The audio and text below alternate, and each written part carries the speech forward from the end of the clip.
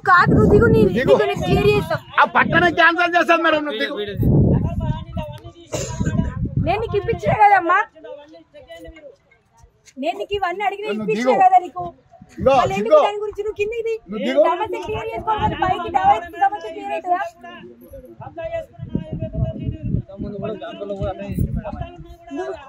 అలా 5 ఎకరాలు freedom fighter వాళ్ళ డాడీ అని చెప్పి 5 ఎకరాలు ఆడ తీసుకున్నాడు మళ్ళా ఈడ తీసుకున్నాడు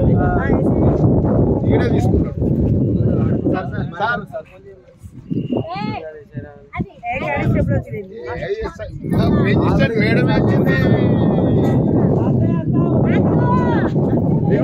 అవన్నీ పెట్టకు నువ్వు కిందికి దిగు